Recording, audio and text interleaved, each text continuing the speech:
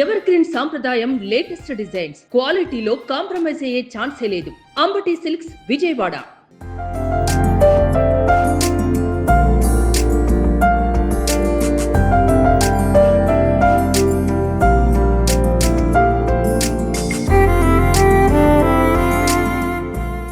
విజయవాడ ప్రభుత్వ ఆసుపత్రి. అది ఎంత పెద్ద ప్రభుత్వ ఆసుపత్రి అంటే చుట్టుపక్క జిల్లాల్లో కూడా ఇటు గుంటూరు ప్రభుత్వ ఆసుపత్రి ఉంది, ఏలూరులో కూడా ఉంది. కానీ విజయవాడ ప్రభుత్వ ఆసుపత్రి చాలా చాలా పెద్దది. ఎక్కడెక్కడి నుంచో పేషెంట్లు అందరూ ఇక్కడికి వస్తూ ఉంటారు. అయితే ఇక్కడికి వచ్చే వాళ్ళందరూ కూడా చాలా నిరుపేద పేషెంట్లు ఎక్కువ మంది వస్తారు. అందులో చాలామందికి చదువు కూడా రాదు. కానీ అలాంటి వాళ్ళంతా కూడా ఇంత పెద్ద హాస్పిటల్కి వచ్చి ఇన్ని బ్లాక్స్లో ఓపీ ఎక్కడ రాయాలి, ఏ డాక్టర్ని కన్సల్ట్ చేయాలి, అలాగే ఏ డాక్టర్తో తమ సమస్యను వివరించుకోవాలి, ఇవన్నీ చెప్పాలి అంటే ఎంతమంది స్టాఫ్ ఇక్కడ ఉండాలి.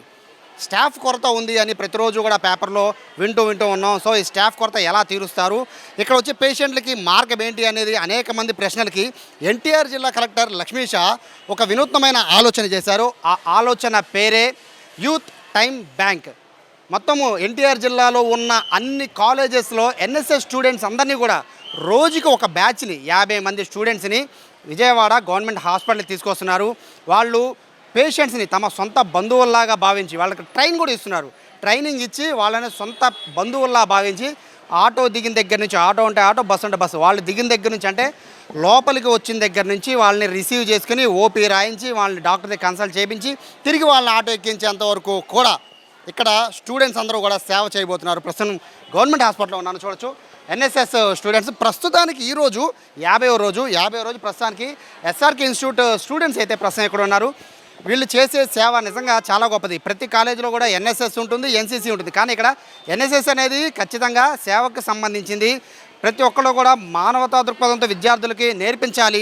వాళ్ళు ఏదైతే చదువుతో పాటు ఇటు సేవ కూడా నేర్చుకోవాలనే దృక్పథంతో చాలామంది ఎన్ఎస్ఎస్కి వస్తారు. కానీ వీళ్ళకి పని ఎప్పుడు పడుతుందంటే దసరా ఉత్సవాల టైంలోనో, లేకపోతే గుణదల మేరీమాత ఉత్సవాల టైంలోనో, లేకపోతే పుష్కరాల టైంలోనో, ఇటువంటి శివరాత్రి ఇటువంటి టైంలోనో డ్యూటీస్ ఎక్కువ పడుతుంటాయి. కానీ వీళ్ళని ఎలా కాదు, వాడాల్సిన విధానం ఇది కాదని చెప్పి ఎన్టీఆర్ జిల్లా కలెక్టర్ లక్ష్మీష నేరుగా ఇటువంటి విద్యార్థులందరినీ కూడా రోజుకి 50 మందిని విజయవాడ గవర్నమెంట్ హాస్పిటల్లో ఉంచుతున్నారు.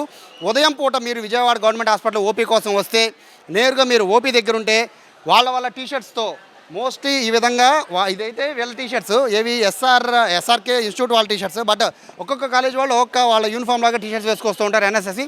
వాళ్ళని గుర్తుపట్టి మీరు జస్ట్ వీళ్ళ దగ్గరకు వచ్చి పలానా డాక్టర్ని కలవాలి, నాది పలానా ప్రాబ్లం, హెల్ప్ చేయండి అంటే వీళ్ళందరూ కూడా ఇక్కడున్న స్టూడెంట్స్ అందరూ కూడా మీకు హెల్ప్ చేస్తారు.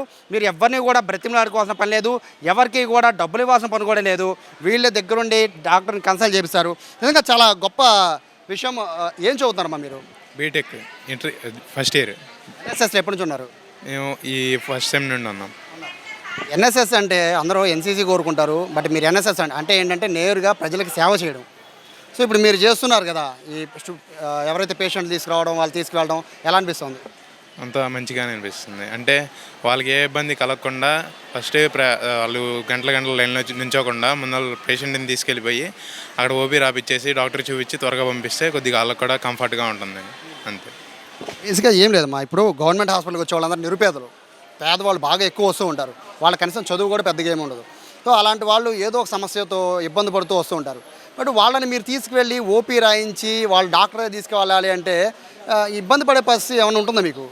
మాకేం లేదండి. అంటే ఎన్ఎస్ఎస్ సోషల్ సర్వీస్ చేస్తాం కోసం వచ్చాం కాబట్టి వాళ్ళకి మంచిగా చేద్దామని కొద్దిగా రిసీవ్ చేసుకొని త్వరగా ఇంటికి పంపిస్తే వాళ్ళకి కూడా కొద్దిగా కంఫర్ట్గా ఉండిద్ది, సేపు లైన్లో నుంచి అని చేయకుండా.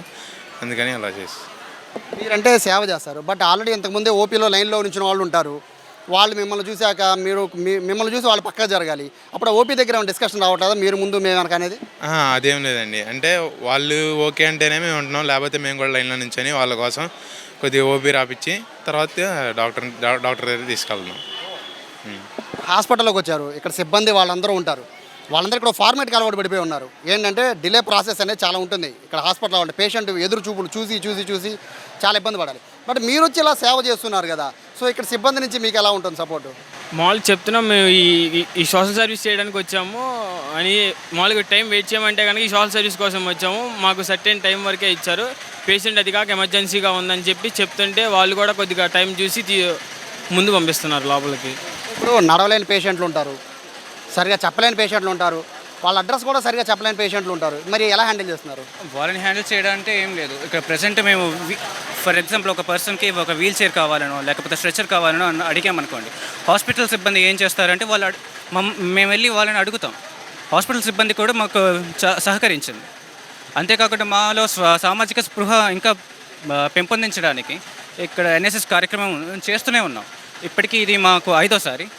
అయితే వచ్చిన ప్రతిసారి హాస్పిటల్ సిబ్బంది కూడా మాకు బాగా సపోర్ట్ చేశారు. దానిలో ఎలాంటి ఇబ్బంది లేదు. అట్ ద సేమ్ టైం ఏంటంటే చాలామంది పేషెంట్స్కి మాటలు సరిగ్గా రాకపోవడం, కొందరైతే నిరక్షరాస్యతులు. సో వాళ్ళకి అప్రోచ్ అయినప్పుడు మాకు ఇది కావాలి బాబు, కొందరి దగ్గర అయితే ఫోన్స్ ఉండవు, అట్లీస్ట్ ఆధార్ కార్డు కూడా ఉండదు. అయినా కూడా మేము వెళ్ళి అడిగితే వాళ్ళు ఇస్తున్నారు. అంటే ఎక్స్క్యూజ్ చేస్తున్నారు కొంతవరకు. అంటే ఖచ్చితంగా ఈ రిస్ట్రిక్షన్స్ ఉండాలి, ఆ రిస్ట్రిక్షన్స్ ఉండాలి అనేం లేదు. వెళ్ళి వాళ్ళని కన్వే చేస్తే వాళ్ళు మాకు సపోర్ట్ చేస్తున్నారు. So I thank that government hospital. అన్న, ఇప్పుడు చాలామంది పేషెంట్లు వస్తూ ఉంటారు, వాళ్ళ బాధలు చెప్తూ ఉంటారు, ఓకే. బట్ వాళ్ళ సమస్యకి సరిపడా డాక్టర్ని కన్సల్ట్ చేయాలి. బట్ అప్పటికే డాక్టర్ చాలామంది ఓపీలో ఉంటూ ఉంటారు. మరి మీరు ఎలా కన్వే చేయగలుగుతున్నారు డాక్టర్ని? సార్ ఎమర్జెన్సీ అనో లేకపోతే ఎట్లా చెప్పగలుగుతున్నారు? మేము పేషెంట్ని తీసుకెళ్ళి డాక్టర్ గారికి కొంచెం ఎమర్జెన్సీ అని చెప్తే వాళ్ళు చూస్తున్నారు. కన్వే చేయగలుగుతున్నారా? ఎందుకంటే పేషెంట్స్ చెప్పేది సరిగా అర్థం కాదు. ఎందుకంటే డాక్టర్లకే సరిగా అర్థం కాదు. ఎందుకంటే వాళ్ళు చాలామంది చదువుకోలేని వాళ్ళు ఎక్కువ వస్తూ ఉంటారు. సో వాళ్ళు చెప్పే సరిగా అర్థం కాదు. వాళ్ళ బాధనే మీకే ఎక్కువ చెప్తూ ఉంటారు. సో మీరు ఎలా చెప్తున్నారు వాళ్ళకి? మాకు అర్థమైంది వెళ్ళి డాక్టర్ గారికి చెప్పి పేషెంట్స్ని తీసుకెళ్ళి వాళ్ళ ప్రాబ్లం ఎక్స్ప్లెయిన్ చేసి చెప్తున్నాం. చాలామంది అంటే చిన్న చిన్న ప్రాబ్లమ్స్ వస్తే పర్లేదు, కానీ చాలా పెద్ద పెద్ద ప్రాబ్లమ్స్ నడవలేని స్థితిలో వస్తూ ఉంటారు. మరి వాళ్ళని మీరు తీసుకొని ఇలా సేవ చేస్తూ ఉన్నారు. మరి మీ ఇంట్లో వాళ్ళు ఏం చెప్పట్లేదా? ఏమా ఎందుకని ఇలా ఎవరికి ఏముంటుందో తెలియదు, మీరు ఎందుకు వెళ్తున్నారు అనలేదా? అలా ఏం అనలేదు. సేవ చేయడం మంచిదే కాబట్టి వాళ్ళు కూడా మమ్మల్ని ప్రోత్సహించారు. వాళ్ళ ప్రోత్సాహం ద్వారా వచ్చాం మేము కూడా. పేషెంట్స్ చూస్తూ ఉంటారు కదమ్మా, అంటే వాళ్ళు పడే బాధలన్నీ మీరు చూస్తూ ఉంటారు. ఏమనిపిస్తుంటుంది మీకు? అంటే కొంచెం బాధగా ఉంటుంది వాళ్ళు పదే బాధను చూస్తుంటే. అలాంటి వారికి సహాయం చేద్దామని వచ్చాము మేము కూడా ఇక్కడ. ట్రైన్ ఇస్తారమ్మా? అంటే ఎలా ప్రిపేర్ అవ్వాలి, ఎలా వాళ్ళతో మాట్లాడాలి, ఎలా తీసుకువెళ్ళాలి, ఎలా డాక్టర్ కన్సల్ట్ ఇవన్నీ ట్రైన్ ఇస్తారు మీకు? ఎట్లా ఎవరు చెప్తారు మీకు ఇవన్నీ కూడా?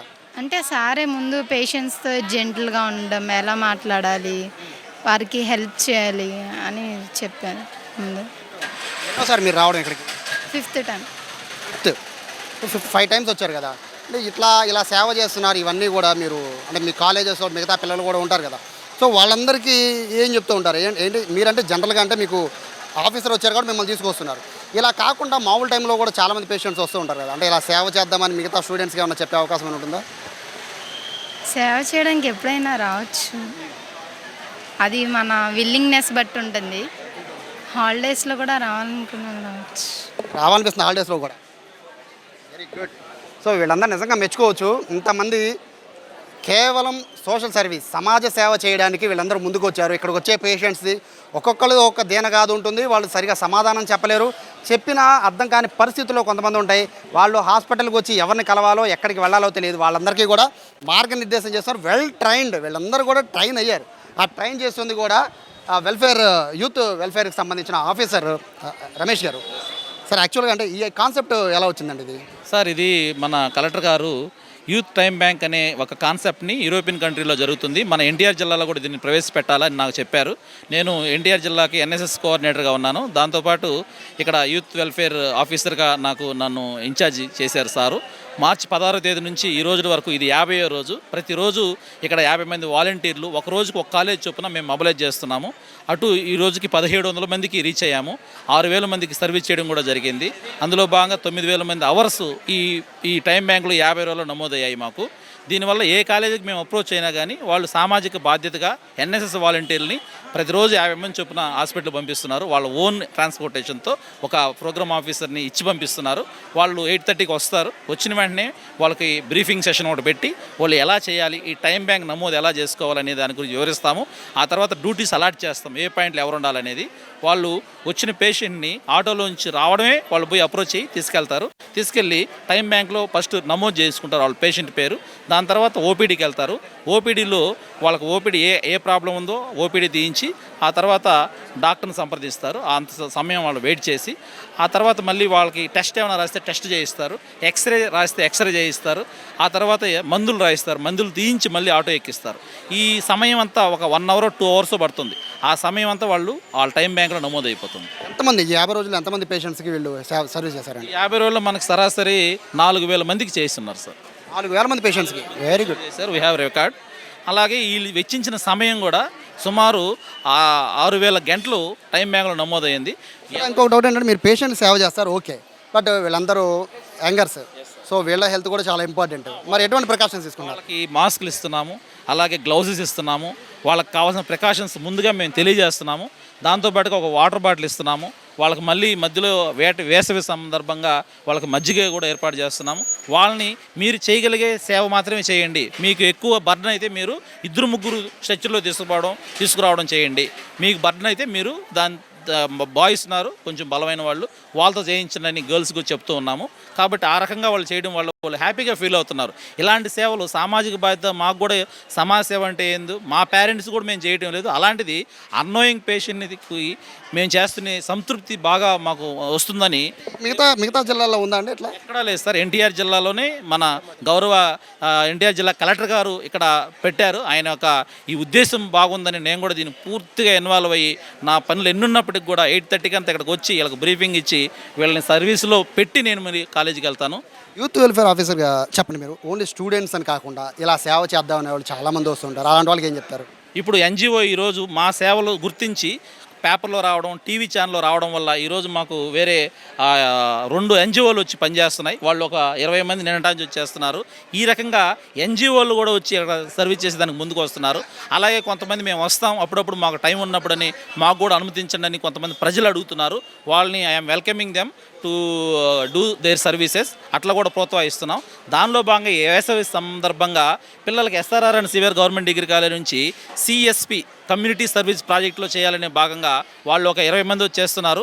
వాళ్ళు ఈ నెలలో 1 నుంచి 35 దాకా సర్వీస్ చేసినట్లయితే వాళ్ళు 80 అవర్స్ ఫుల్ఫిల్ చేయాలి. ఆ 80 అవర్స్ ఫుల్ఫిల్ అయిన తర్వాత వాళ్ళకు ఒక కలెక్టర్ గారు సర్టిఫికేట్ ఇస్తారు. ఆ సర్టిఫికేట్ కాలేజీలో ప్రొడ్యూస్ చేస్తే వాళ్ళకి 100 మార్క్స్ సిఎస్పి రిపోర్ట్ సబ్మిట్ చేసినట్లయితే 100 మార్క్స్ వస్తాయి. ఒక క్రెడిట్ కూడా పూర్తి చేసుకుంటారు. ఈ సెలవుల్లో వాళ్ళు సేవతో పాటు ఈ యొక్క సిఎస్పి ప్రాజెక్టు, ఇంటర్న్షిప్, అప్రెంటిస్షిప్ కూడా చేసే విద్యార్థులు ముందుకు వచ్చారు. వాళ్ళని కూడా నేను ఇన్వాల్వ్ చేసుకొని ఈ కార్యక్రమాన్ని ముందుకు తీసుకెళ్తూ కృషి చేస్తున్నాను సార్. Thank you. సో ఇది కేవలం స్టూడెంట్స్ అనే కాకుండా ఎన్జిఓస్ కూడా చాలామంది వస్తూ ఉన్నారు. ఇక్కడ మనం చూడొచ్చు వెనకాలలో కూడా ఎన్జిఓస్కి సంబంధించిన వీళ్ళందరూ కూడా ఈ కార్యక్రమాన్ని ఏదైతే యూత్ టైం బ్యాంక్ ఉందో దాన్ని చూసే వీళ్ళంతా కూడా ఇక్కడ మనం చూడొచ్చు. ఇలా ఈ విధంగా ఎవరైతే స్టూడెంట్స్ ఉన్నారో ఈ స్టూడెంట్స్ అందరూ కూడా ఈ విధంగా ఎవరైతే లేవలేని పేషెంట్స్ ఉంటారో వాళ్ళకి ఈ విధంగా సహాయం కూడా చేస్తుంటారు. కేవలం ఓపీ టైంలోనే కాకుండా ఫ్రీగా ఉన్న టైంలో ఎప్పుడు వచ్చినా పర్వాలేదు. ఎన్జిఓసే కాదు స్టూడెంట్స్ కూడా అందరూ కూడా ఇక్కడ ఉన్న పేషెంట్స్కి సేవ చేయడానికి సిద్ధంగా ఉన్నామని చెప్తున్నారు. ఎన్టీఆర్ జిల్లా కలెక్టర్ లక్ష్మీషా తీసుకున్న ఈ నిర్ణయం పట్ల అయితే మొత్తము అన్ని కాలేజెస్ వాళ్ళు కూడా ముందుకు వస్తున్నారు. కాలేజెస్ వాళ్ళే కాదు ఎన్జిఓస్ ముందుకు వస్తున్నారు, చాలామంది యూత్ కూడా ముందుకు వస్తున్నారు. నిజంగా ఇదే కాన్సెప్ట్ ప్రతి జిల్లాలో పెడితే సిబ్బంది లేరు, సిబ్బంది లేక నడవలేని స్థితిలో పేషెంట్ పడిపోయారు అనే వార్తలు ఆగిపోయే పరిస్థితి ఉంటుంది. నిజంగా స్టూడెంట్స్ అందరికీ కూడా హ్యాట్స్ ఆఫ్ చెప్పచ్చు. కెమెరా పర్సన్ కృష్ణతో సాయి, సుమన్ టీవీ, విజయవాడ నుంచి.